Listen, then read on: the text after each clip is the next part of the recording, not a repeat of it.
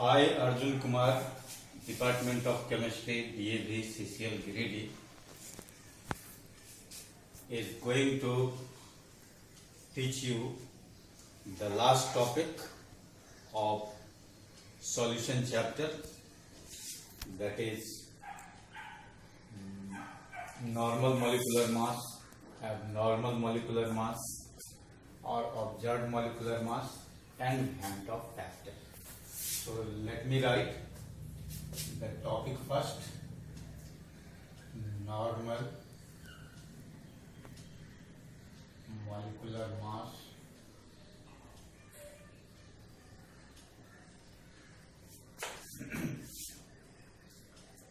abnormal or observed molecular mass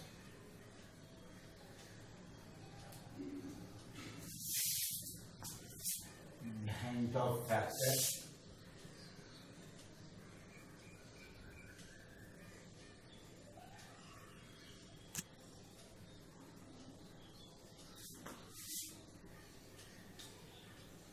degree of dissociation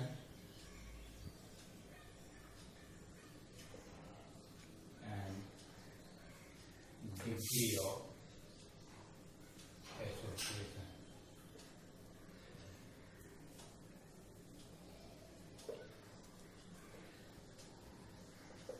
Okay. Now we will start with normal molecular mass. Now normal molecular mass of a solute is the mass that is calculated by adding atomic masses of all the elements present in the compound. The compound is solute. So say for example, if we have any example can be NH2CONH2. This is the formula of urea. So if we say normal molecular mass of urea, this is equal to, we can add the atomic masses of elements present in this formula. So here this will be 14 plus 2 plus 12 plus 16 plus 14 plus 2. So all together I think it will be 60.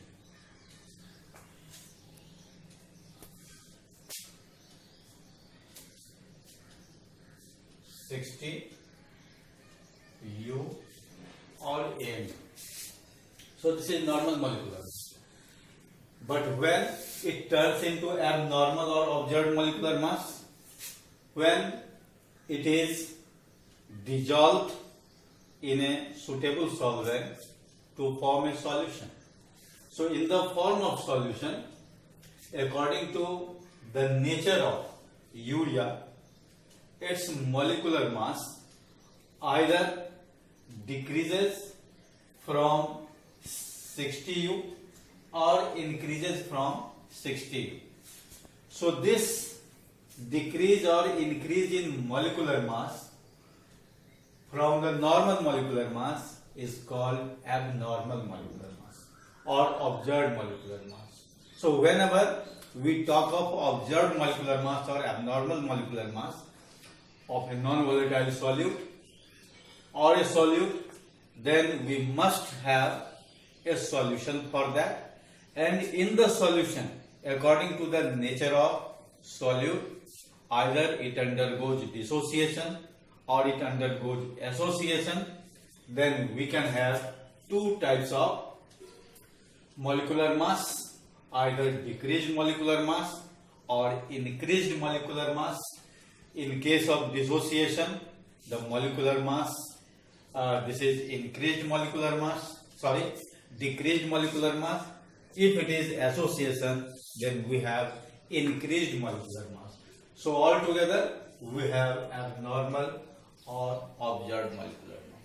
So we can easily define observed molecular mass or abnormal molecular mass. The molecular mass which is either greater than or lower than the normal molecular mass of a solute in solution is called abnormal or observed molecular mass. Now we come on to Van't Hoff factor.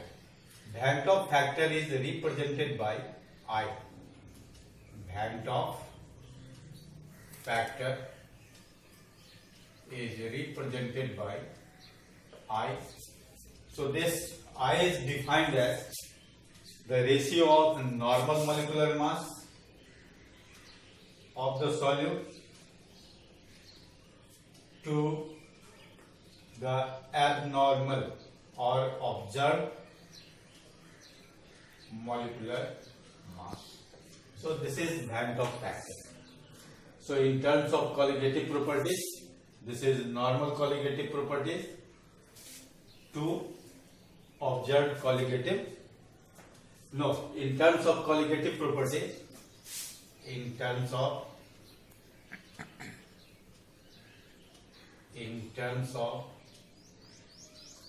colligative properties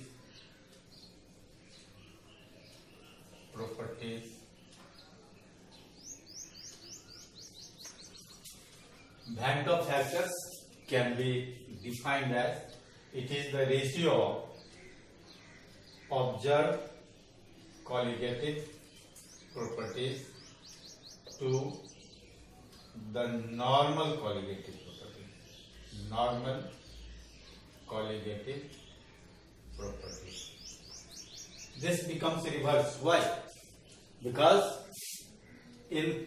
when we consider the colligative properties, molecular mass of a solute is inversely proportional to colligative properties.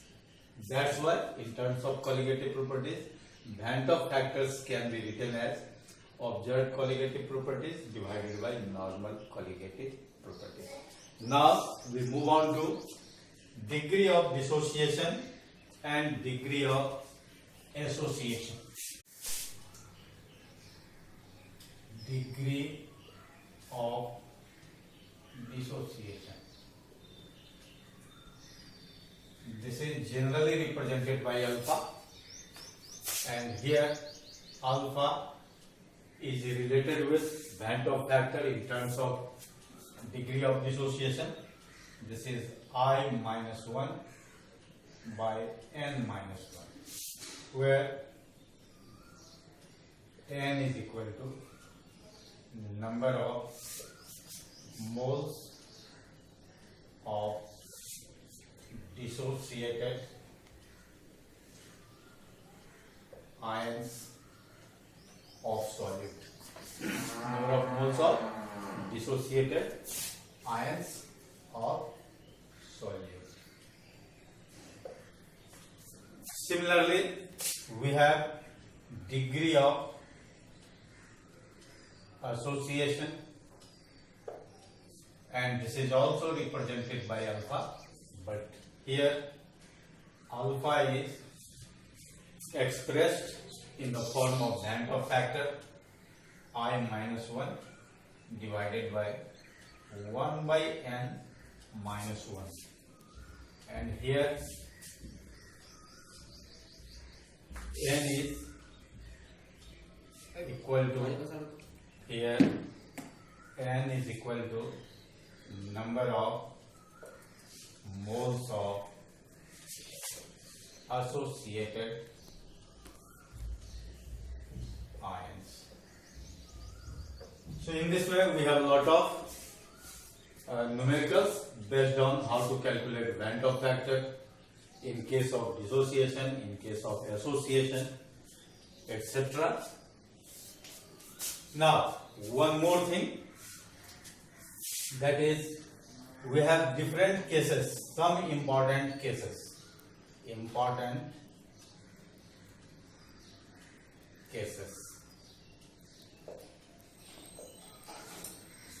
Now case number 1 is if Van't factor I is equal to 1, then what happens?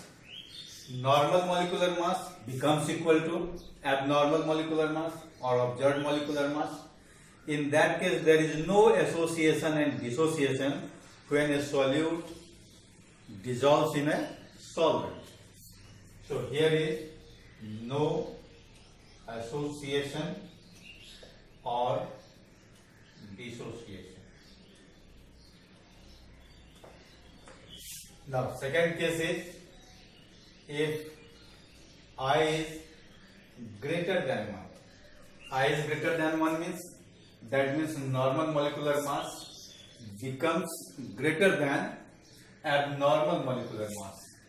Then it is certainly dissociation takes place. And the last condition is if I is less than 1, then what happens? Abnormal molecular mass will be greater than normal molecular mass, and in that case association takes place. Association takes place. So this is very important in CBSE board point of view.